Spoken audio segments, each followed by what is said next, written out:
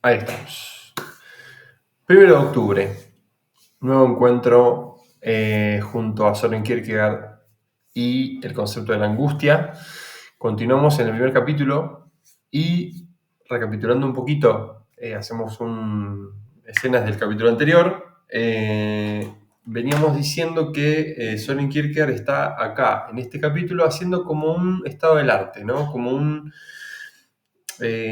si estuviese como diciendo, bueno, hasta ahora del pecado original se dijo esto, ¿no? Se dijo esto, se lo pensó de esta manera, se lo pensó como allá y entonces, ¿no? Como algo de Adán, ¿no?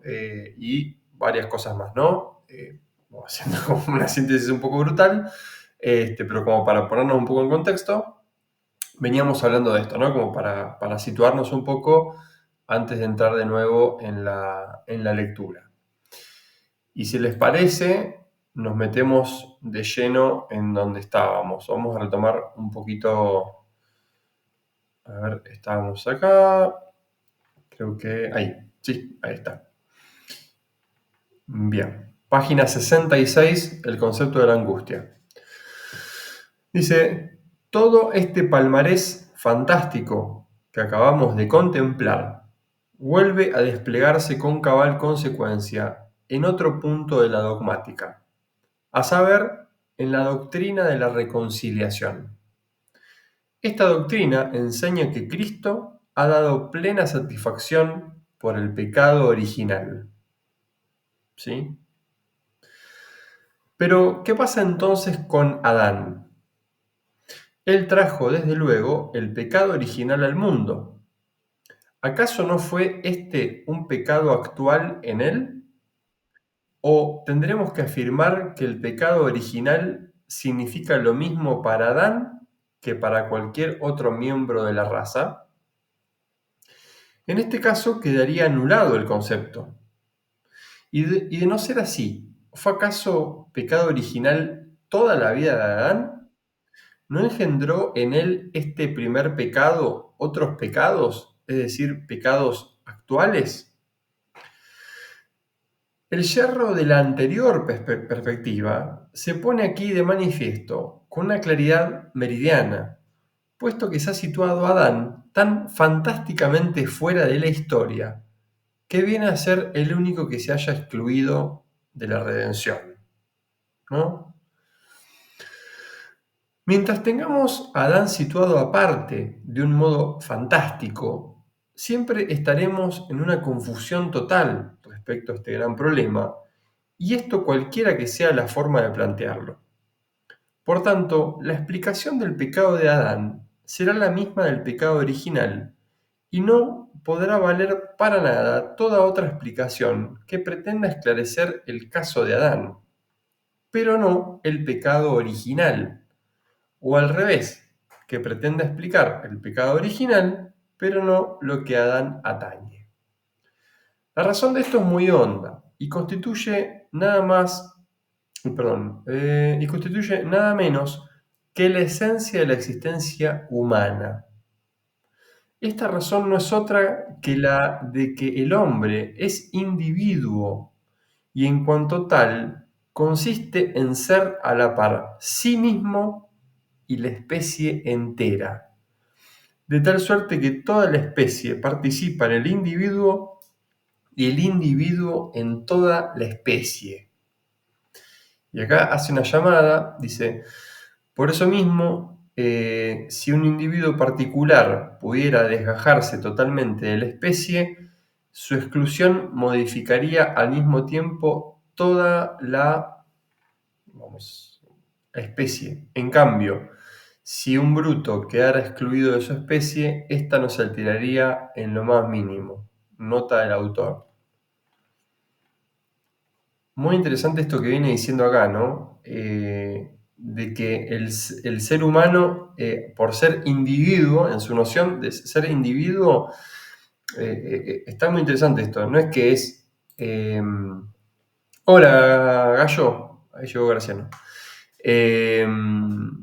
Esta cosa de que no es que es por ser individuo está como aislado de todo, sino que desde la noción que tiene Kierkegaard aparentemente es como, sí, es que es un ser separado, pero que al mismo tiempo está unido a todos, ¿no? Ahí Gallo, por supuesto, ayúdame y quieran comentar, interrumpan y aporten, pero pareciera que está bueno como lo plantea él. Como que por un lado hay una cuestión, una cuota de singularidad y una cuota de indivisión de los demás, ¿no? Es como es parte de los demás también. No se puede desmontar de lo comunitario. No sé si lo diría en esos términos, pero se me ocurre a mí. Seguimos.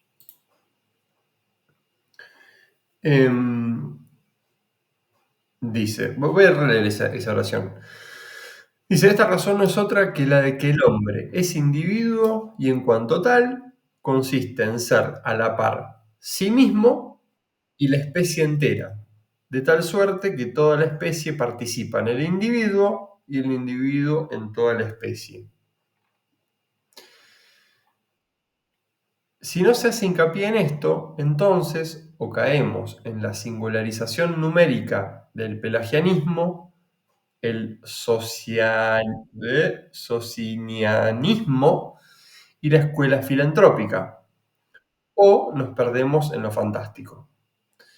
El prosaísmo de la razón consiste en hacer que la especie se disuelva numéricamente en un singular irrevocable. El prosaísmo de la razón consiste en hacer que la especie se disuelva numéricamente en un singular irrevocable. Por contraste, la fantasización consiste en hacer gozar a Adán el bienintencionado honor de ser más que la especie entera, o el dudoso honor de estar situado fuera de la especie. En todo momento, pues, el individuo es sí mismo y la especie. Esta es la perfección del hombre vista como estado. Aquí tenemos además una contradicción, pero una contradicción es siempre la expresión de un problema. Ahora bien, un problema es un movimiento, y un movimiento que va a parar al mismo problema de que partió es un movimiento histórico. Por lo tanto, el individuo tiene historia, y si la tiene el individuo, también la tiene la especie. Todos los individuos tienen la misma perfección, y cabalmente por eso jamás podrán quedar separados los individuos unos de los otros como meros números, cosa esta tan imposible como la de que el concepto de la especie se convierta en un fantasma. Todo individuo está esencialmente interesado en la historia de todos los demás individuos, sí, tan esencialmente como en la suya propia. Por eso la perfección intrínsecamente consiste en la plena participación de la totalidad. Ni ningún individuo puede estar de suyo indiferente a la historia de la raza humana, de la misma manera que tampoco ésta puede estarlo respecto de ningún individuo. De aquí se deduce que mientras que la historia de la raza no cesa de progresar, el individuo comienza sin cesar desde el principio, precisamente por ser sí mismo y la especie, y por ello el motor constante de la misma historia de la raza. Quieren que frenemos un cachito ahí, me parece que está interesante lo que viene diciendo. Hola, dice Graciano, no puedo abrir el micrófono. Y sí se me recuerda un poco de Unamuno. A ver, vamos por partes. Bueno, Graciano se fue. A ver que va a estar volviendo entrar. ¿Querés contarnos, Ise, qué te trae de...? Sí, me recuerda cuando de Unamuno en El sentimiento trágico de la vida, al principio dice, nada de lo que atañe a los hombres me es desconocido. Es como que me parece que tiene esa relación con los demás, que también la veo en Kierkegaard. Mm, mm. Sí, a mí me sorprende porque siempre está esta noción de que del ser humano pensado como individuo pareciera como que tuviese solo la acepción de ser solo como lo separado de los demás. Y acá parece que él reconcilia ambas posiciones e integra esta posibilidad de contradicción, de que, bueno, es al mismo tiempo singular, al mismo tiempo que unido a la especie, ¿no? Que parte de la especie. ¿No? Sí, hay como una integración. Totalmente, totalmente. Gallo, Yo veo por ahí que perdón.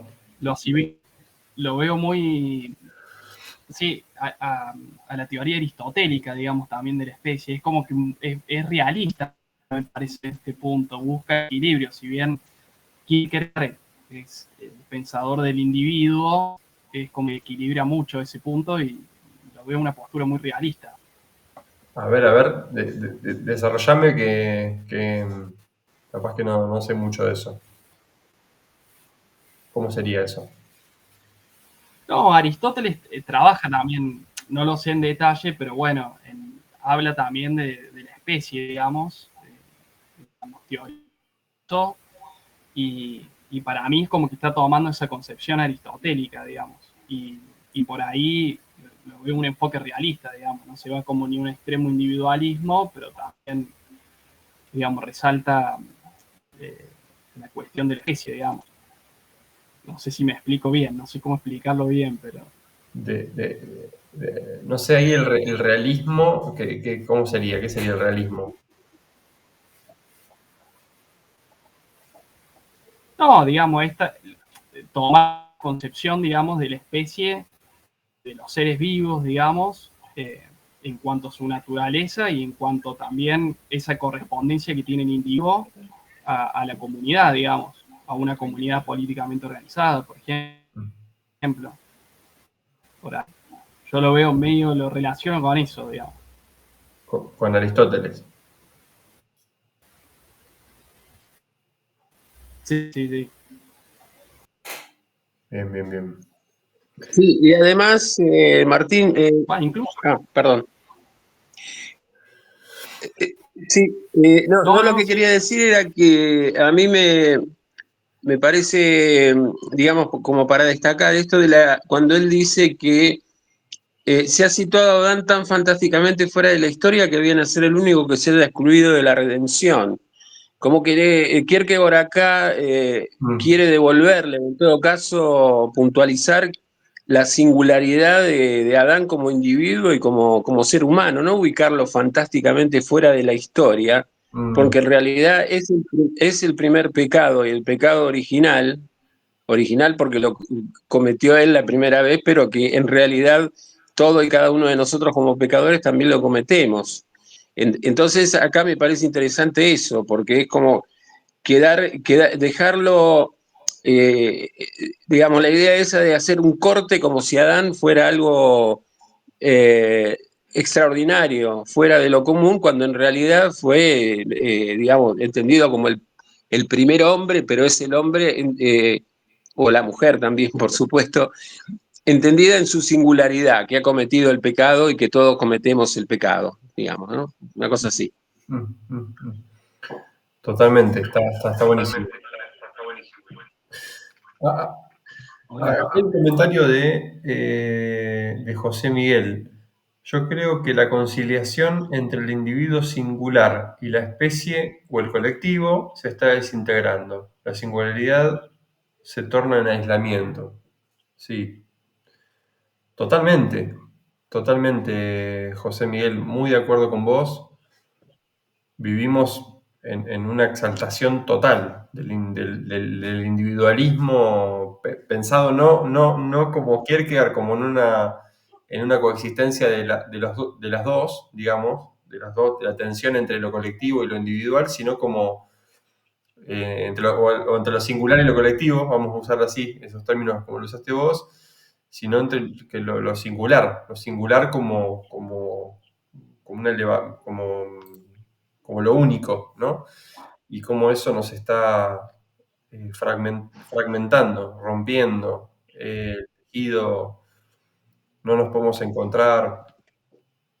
Está muy bien. Estoy muy de acuerdo, digo. Está muy bien, estoy muy de acuerdo. Gallo, ¿estás pudiendo ahí ¿Me escuchan? hablar? Sí. ¿Me Estás entre el escuchan? teléfono y la... Sí, te escuchamos.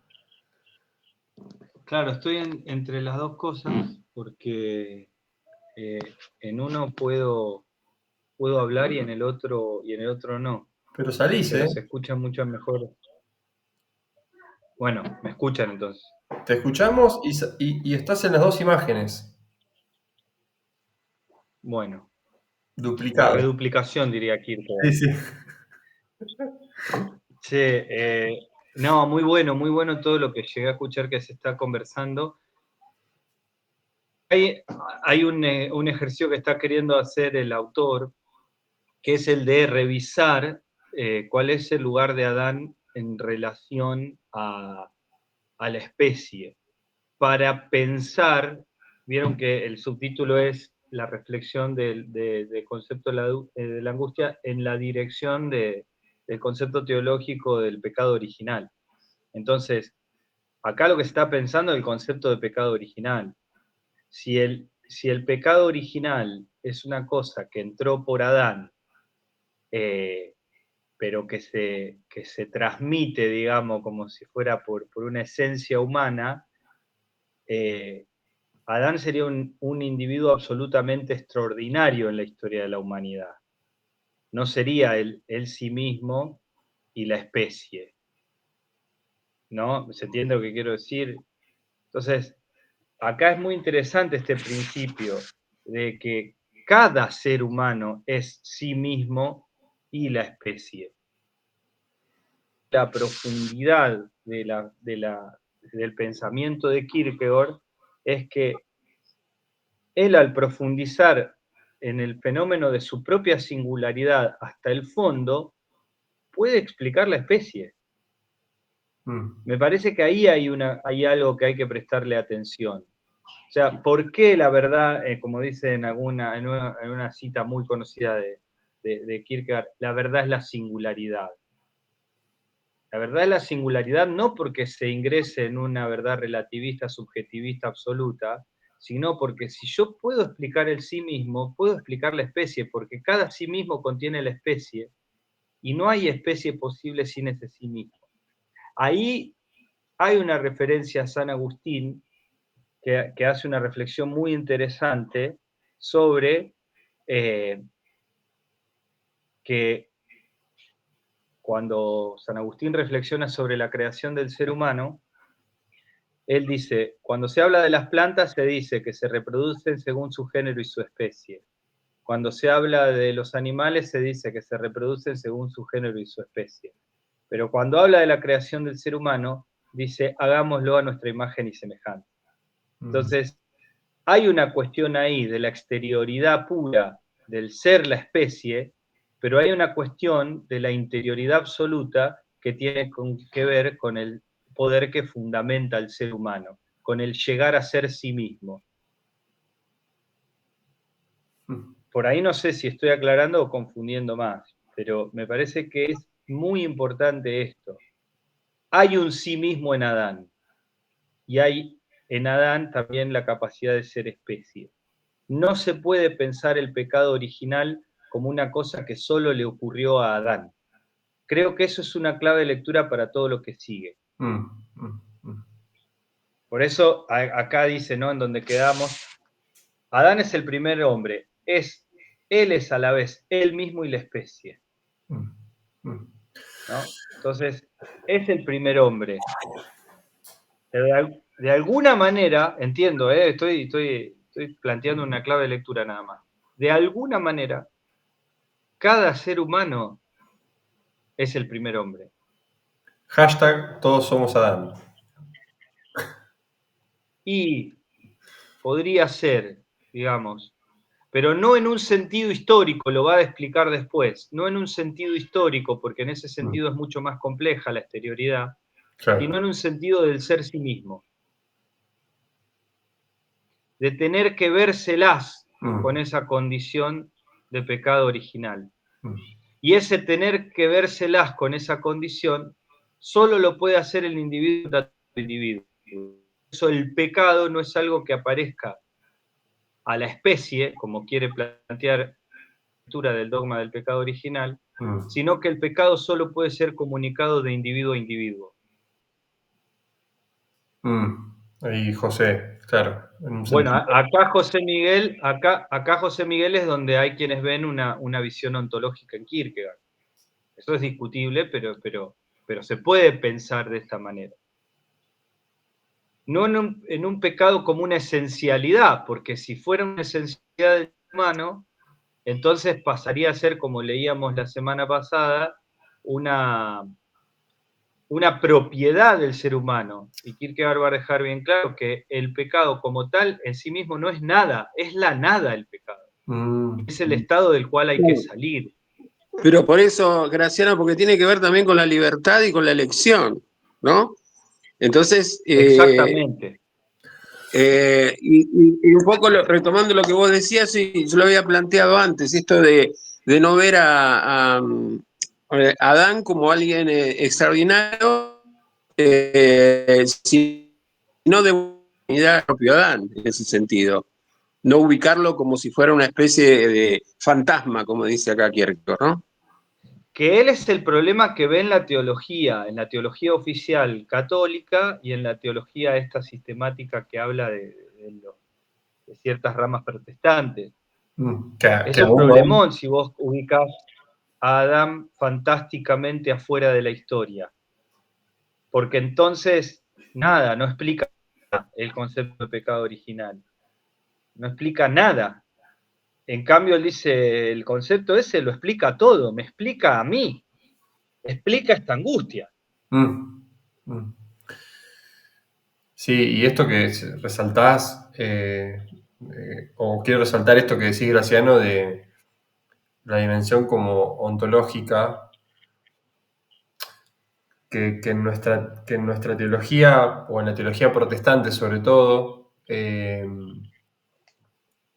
acá vemos algunos protestantes, quedó como bastante pegoteada de la naturaleza pecaminosa, ¿no? Como que ya hay una cuestión como de que ya somos así, como de una cuestión ontológica, de fondo, ¿no? Bueno, ¿qué pasó es ahí? de donde Kierkegaard quiere sacar al ser humano, porque si eso es así, entonces no hay salida. Digamos, yo Claro. lo que leo, pero por ahí me estoy adelantando un poco, porque estuve avanzando en la lectura, capaz me estoy adelantando un poco, pero en realidad Kierkegaard prepara el escenario para poder decir, che, guarda, porque si decimos hay una maldad, digamos, entendemos pecado como maldad, y esa maldad es intrínseca al ser humano, estamos cambiando el concepto de pecado por el de pecaminosidad por el de pecado. Y si está en la naturaleza humana, si es parte de nosotros, entonces hay una cuestión de necesidad y no de libertad. Claro. Y no puede haber redención plena si no hay un movimiento de la libertad. Tal cual. Si la redención es un movimiento de la necesidad, entonces somos marionetas en el juego divino. En un momento dice Ceci, entendí también que si se pierde un individuo, también la especie deje de ser la misma. O entendí mal. Bueno, eso está muy bueno, desde el punto de vista kierkegaardiano sería así. ¿Por qué? Porque, digamos, esta idea de pecado conlleva la de salvación, y el que se debe salvar es el individuo singular a partir del movimiento de su propia libertad. Creo que es un tema súper actual que tiene reminiscencias o replicaciones en todos los ámbitos. Bueno, lo que decía un compañero ahí, del colectivo y de la especie, digamos, esta tensión que hay entre el individuo y la especie. Llegar a ser sí mismo es el mejor aporte que uno le puede hacer a lo colectivo, porque lo colectivo no puede ser la masa, el público, lo uno, sino que tiene que ser lo propio de cada sí mismo para una composición de esa totalidad. A mí, si hay algo que me gusta mucho de Kierkegaard, es que logra poner sobre la mesa, digamos, todas las dualidades como, no sé cómo decirlo, como válidas, qué sé yo. No es que en el mundo lo que vemos es por acá arriba, o no, es por acá abajo, es por la izquierda, es por la derecha, es por allá, es por el otro lado. Y él dice, no, es todo eso, digamos. ¿Somos individuos singulares? Sí, y colectivos también. Esa sensación me da. Kierkegaard como soporta esa tensión. Pero por eso es el pensador de la paradoja, Pincho. Lo que dice Kierkegaard es, somos seres en contradicción, y la paradoja es lo único que puede explicar. Querer salir de esa tensión todo el tiempo y resolverla todo el tiempo es no entender que la síntesis no es, como dicen los hegelianos, una superación, no es una superación, sino que la síntesis es la capacidad de habitar esa paradoja. Somos una síntesis entre necesidad y libertad, entre espíritu y materia, entre lo eterno y lo temporal. ¿Y qué somos? Somos la síntesis de esa síntesis. Por eso se puede desesperar por infinitud o por finitud.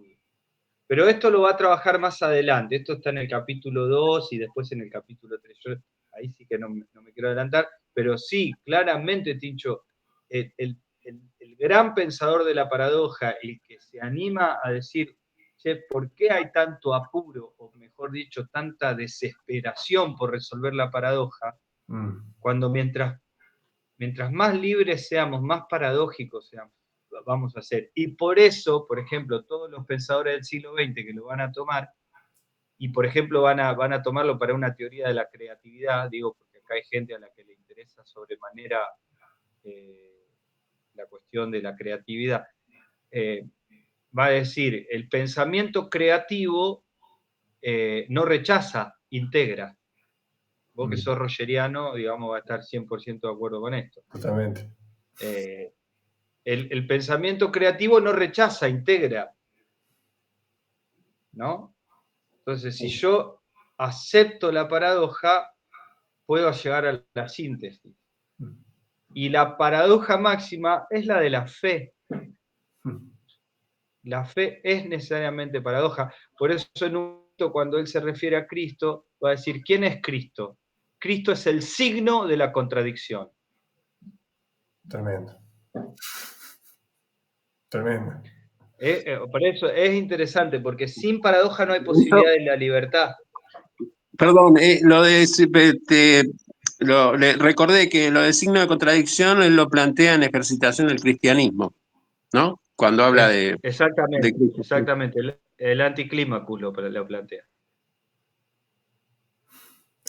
Dijo el anticlímaco como si fuera el cacho, ¿viste? El anticlímaco. Qué bueno, Gallo. Acá está muy bueno el comentario de Ignacio, que dice, en el ejemplo clásico del mismo Aristóteles, el hombre es el animal racional. Animal el género, hombre la especie, racional la diferencia específica.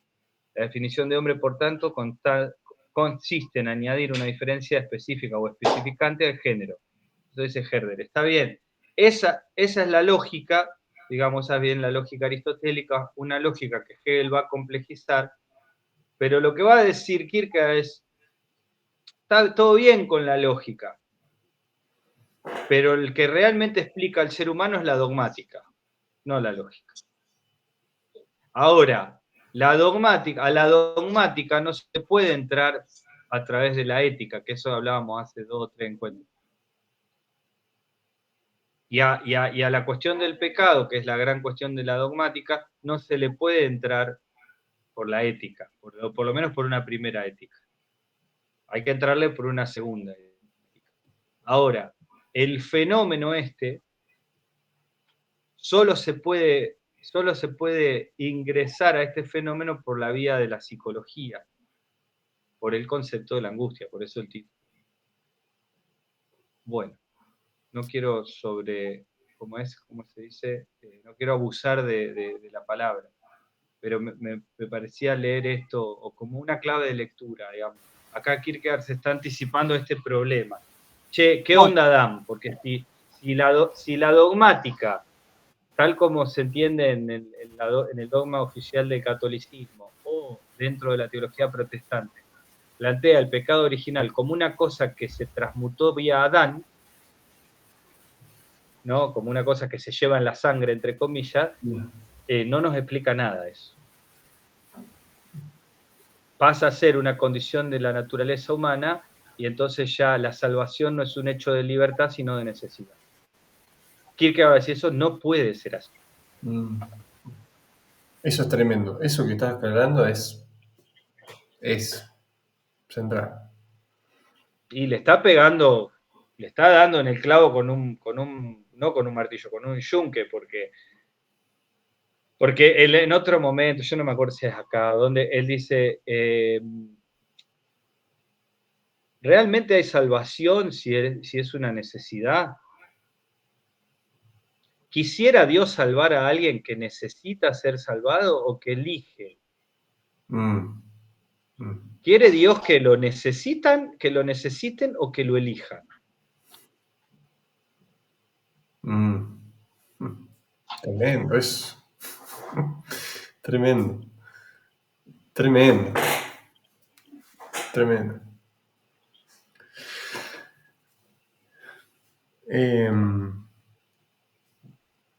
¿Avanzamos? ¿Qué hacemos? Yo diría que sí, Jim. Sí, yo diría que sí.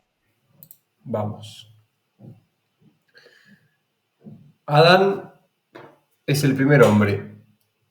Él es a la vez el mismo y la especie.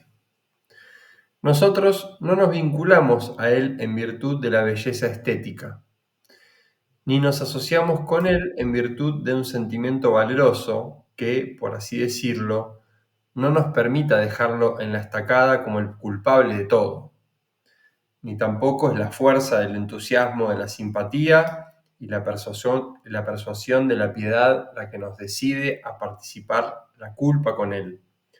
Algo así como el niño que desea ser culpable juntamente con su padre. Ni tampoco, finalmente, es la fuerza de una compasión obligada la que nos enseña a tolerar lo que no tenemos más remedio que tolerar. No, nada de eso, sino que es la fuerza del pensamiento la que nos impele a no separarnos de él. Por esta razón, todo intento de esclarecer el significado de Adán para toda la raza como caput generis humani naturale seminale foderale, para no recordar más que algunas expresiones dogmáticas, es un intento confusivo. Adán no es esencialmente distinto de la especie, pues en este caso no existiría la especie, ni tampoco es la especie, ya que también en este caso dejaría de existir la especie. Él es sí mismo y la especie. Por eso lo que explica a Adán explica a la especie y viceversa. 2. El concepto del primer pecado. Según los conceptos tradicionales, la diferencia entre el primer pecado de Adán y el primer pecado de cualquier otro hombre es la siguiente: que el pecado de Adán tiene como consecuencia la pecaminosidad y cualquier otro primer pecado la supone como condición. De ser esto así, Adán quedaría realmente fuera de la especie humana y ésta no comenzaría con él, sino que tendría un comienzo fuera de sí misma, lo que es contrario a todos los conceptos. No hace falta poseer ojos de lince para ver que el primer pecado es algo distinto de un pecado cualquiera, es decir, de un pecado como muchos otros. Y también se ve con toda facilidad que es algo distinto de un pecado, en el sentido de relacionar un pecado con otro como el número 1 con el número 2. El primer pecado es una determinación cualitativa. El primer pecado es el pecado. Este es el misterio de lo primero y algo que constituye un escándalo para el pensamiento abstracto, el cual opina que una vez no es ninguna vez y que muchas veces ya son algo. Claro que semejante cosa no tiene ni pies ni cabeza, puesto que en tal caso, o esas varias veces significan cada una por su parte tanto como la primera, o todas juntas significan muchísimo menos. Por este motivo nos enfrentamos con una superstición cuando en la lógica se intenta hacernos creer que mediante un continuo determinar cuantitativo se logra hacer surgir una nueva cualidad.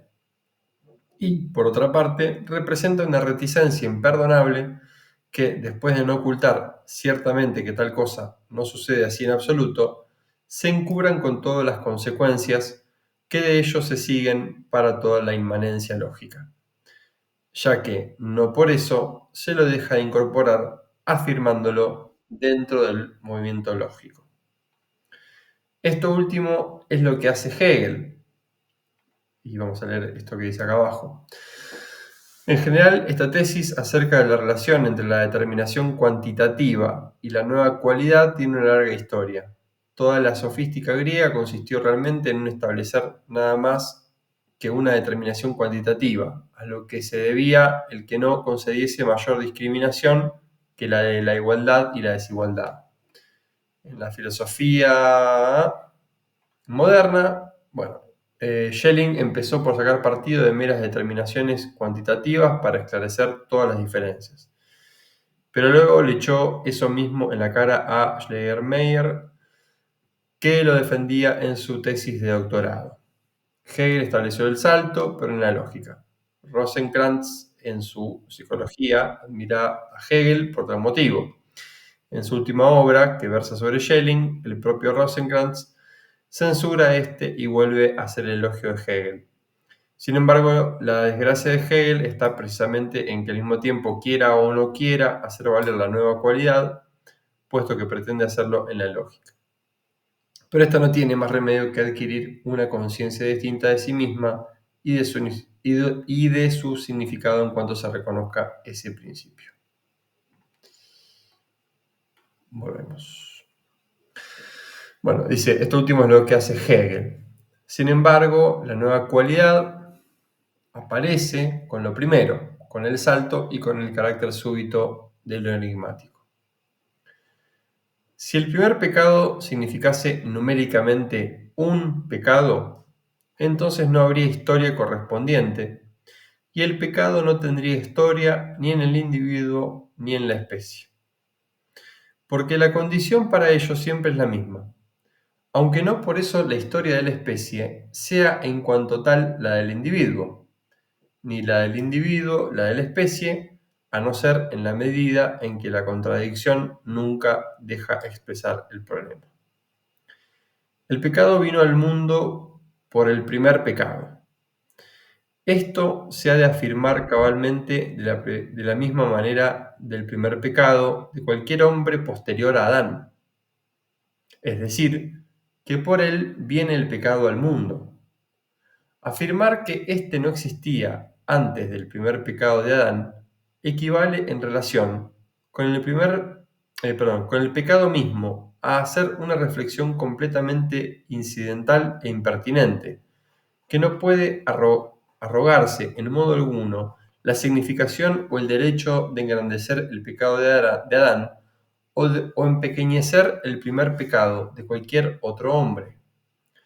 Sin duda que representa una herejía lógica y ética el hecho de que se quiera como defender que la pecaminosidad en un hombre se va determinando cuantitativamente durante un cierto periodo hasta que al final, en un momento dado y mediante una generación espontánea, llega a engendrar el primer pecado en un hombre. Pero esto no sucede así. De la misma manera que tampoco el estudiante Trop, que no obstante era maestro en eso de las determinaciones cuantitativas, llegó nunca por ese camino a obtener la licenciatura en Derecho. Vamos a ver qué dice ahí, porque por una llamadita. Dice, este Trop es un personaje del sainete de Heiberg, titulado El crítico y la bestia, en el que aquel aparece como el perpetuo estudiante de Derecho, atestiguando que muchas veces ha estado a punto de salir airoso de sus exámenes. Bien. Dejemos que los matemáticos y los astrónomos se sirvan, en cuanto ello sea posible, de magnitudes infinitamente pequeñas. Pero esto no le sirve a uno en la vida para aprobar un examen, y mucho menos para explicar lo que sea el espíritu. Si el primer pecado de cualquier otro hombre posterior a Adán brotase de ese modo de la pecaminosidad, entonces habría que afirmar que definirlo como el primero no pasaba de ser una definición inesencial y que en cambio, si se puede concebir semejante cosa, la definición esencial sería la de su número corriente en el fondo común, siempre en baja de la especie humana. Sin embargo, esto no es así, y además en este punto, lo de aspirar al honor de ser el primer inventor de tan mezquino, ilógico, inmoral y anticristiano como pretender, no pensando lo que se dice, eludir la propia responsabilidad con el pretexto de no haber hecho nada que no hayan hecho también los demás. La existencia de la pecaminosidad en el hombre, el poder del ejemplo, etcétera, etcétera, no son más que determinaciones cuantitativas que no explican nada. Dice, otra cosa es lo que todo esto pueda significar por añadidura, como formando parte de la historia de la raza y como trampolín para el salto, si bien nunca pueda explicar el salto. Dice, no son más que determinaciones cuantitativas que no explican nada, a no ser que se suponga que un solo individuo es la especie entera, en vez de admitir que cada individuo es él mismo y la especie. Acá me parece, Tincho, perdón que interrumpa, está lo que veníamos charlando, ¿no? O sea, es una profundización, una ampliación de lo que veníamos charlando. Y acá podríamos pensar en esto del término de la libertad, de que es como eludir la responsabilidad, decir, che, pero yo hago lo mismo que todo el mundo, digamos, ¿no? O sea, ¿qué culpa tengo yo si esto lo hace todo el mundo, ¿no? Cuando alguien se justifica a sí mismo por lo que hacen los demás, está eludiendo esa responsabilidad de llegar a ser sí mismo, ¿no? Entonces, no puede un solo individuo ser toda la especie, sino que cada individuo es él mismo y la especie. Y acaba a profundizar sobre el tema del primer pecado. ¿Cuál es el primer pecado? Claro, sí, tal cual. Eso le pasa a los demás, a mí no, ¿no? Entonces también ahí está queriendo eludirse en tanto sí mismo y en tanto especie. Sí, sí. ¿El primer pecado es un pecado o es el pecado? Y acá aparece la idea de pecaminosidad. ¿La pecaminosidad es propiamente el pecado original? Bueno, esto es bien complejo, no es para nada simple teológicamente ni hablar, ¿no? No es para nada simple de resolver. Pero da la impresión, y acá por eso dice, de esto no se puede hablar directamente. De esto hay un fenómeno que se presenta, que es el fenómeno de la angustia. Frente a esta condición de la pecaminosidad, digo, ¿no? Yo entiendo que está cuestionando que a través del pecado de Adán exista tal cosa como una pecaminosidad en el hombre, en el ser humano. Claro, no, es interesante la condición de pecaminosidad propiamente no es nada, no es pecado. La pecaminosidad no es pecado. Claro, Sino en última instancia podemos pensarlo como la facultad del ser humano de llegar a pecar. Pero, ¿sabés qué se me ocurre que se desprende de acá, en términos, ponerle, de discusiones que hemos tenido al interior de nuestras iglesias? ¿Cuándo hay que bautizar a un chico, por ejemplo? O esta idea de, viste que en algún momento se discutían estas cosas. Si un pibe se muere antes de ser bautizado, ¿es libre del pecado o no es? ¿Viste? Todos los problemas teológicos que genera. Sí.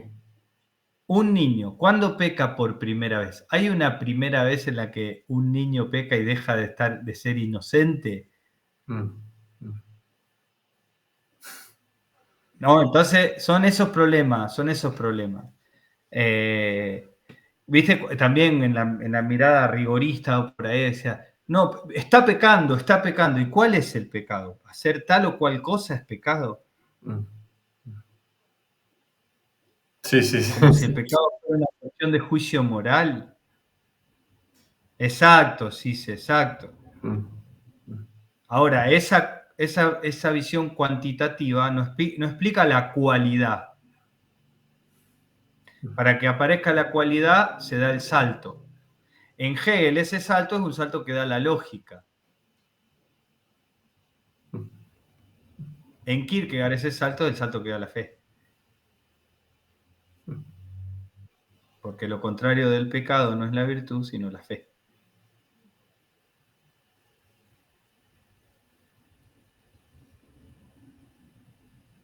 Está bueno. Por lo menos es interesante. Por lo menos es interesante, ¿no? Avancemos si querés, pero yo quería como tomar esto, que es esto que dijo todo hasta recién es lo que nos anticipábamos en la charla, en el comentario anterior. Bien. Sí, nos quedan poquitos minutos. Avanzo un cachitín más y vamos cerrando. La narración que el Génesis hace del primer pecado ha sido considerada con no poca insolencia como un mito, sobre todo en nuestros días. Esto es interesante porque, perdón, hago un corte acá. Es muy loco porque este texto es un texto del siglo XIX. Imagino que recién ahí empezaba a haber una mirada crítica sobre los textos.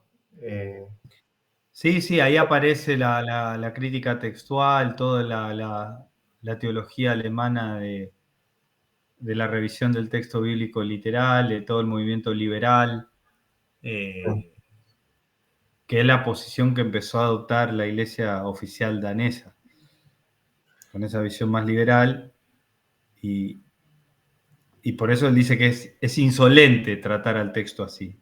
Mirá. Dice, para ello naturalmente no deja de haber sus buenas razones, puesto que en su lugar se ha puesto cabalmente un mito.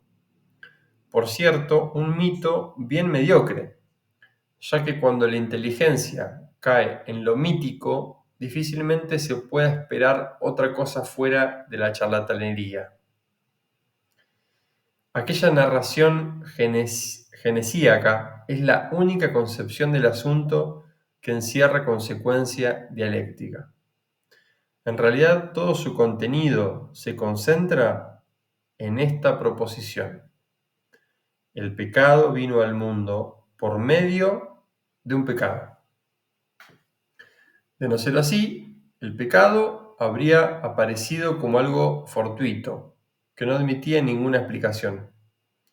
Sin embargo, la dificultad para la inteligencia la constituye justamente el triunfo de la explicación.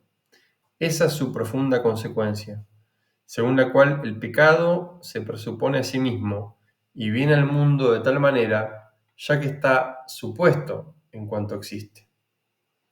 El pecado, pues, entra al mundo súbitamente, es decir, mediante un salto. Ahora bien, este salto pone además la cualidad, y en el mismo momento de ser puesta la cualidad, tiene lugar el salto en la cualidad, de suerte que la cualidad supone el salto y el salto supone la cualidad. Esto representa un escándalo para la inteligencia, que con la mayor rapidez se apresura a concluir que eso es un mito. En compensación, la misma inteligencia inventa un nuevo mito, negando el salto y haciendo del círculo una línea recta. Y así todo marcha a las mil maravillas. Siguiendo este procedimiento, la inteligencia empieza por fantasear un poco sobre cómo sería el hombre antes de la caída. Y a medida que aquella más se desata a hablar sobre el particular, sin ton ni son, insensiblemente se va convirtiendo la supuesta inocencia en pecaminosidad. Y así, hela ahí en escena. Termino de leer el párrafo y conversamos. La argumentación de la inteligencia en esta ocasión podría compararse muy bien con una cháchara infantil que hiciese las delicias de unos cuantos niños jugando al corro. Por ejemplo, un león, 2 leones, 3 leones, Pantaleón. Ahí lo tenéis, no puede caber duda, porque se sigue con toda consecuencia de lo procedente. De haber algo en el mito de la inteligencia, ello sería lo siguiente: que la pecaminosidad antecede al pecado. Pero si esto es verdad, es decir, que la pecaminosidad ha aparecido en el mundo mediante una cosa distinta del pecado, entonces queda anulado ipso facto el concepto. En cambio, si ha aparecido mediante el pecado, entonces es este el que la ha precedido. Esta contradicción es la única que revela consecuencia dialéctica y guarda las riendas tanto en lo que se refiere al salto como en lo que se refiere a la inmanencia. Queremos decir la inmanencia posterior. ¿Qué hago? ¿Sigo? Y seguí un cachito, Tincho, porque si no queda abierta la reflexión. Queda medio trunco. Por lo tanto, el pecado ha venido al mundo por medio del primer pecado de Adán. Sin embargo, esta afirmación, en la forma corrientemente empleada, suele implicar una reflexión por completo superficial y que sin duda ninguna ha contribuido muchísimo a aumentar el caudal de las incomprensiones en que flota todo este asunto. Es una verdad como un templo que el pecado ha entrado en la escena del mundo, pero expresado esto así es algo que no afecta a Adán. Si deseamos expresarnos con todo rigor y exactitud, deberíamos decir que por el primer pecado entró la pecaminosidad en Adán.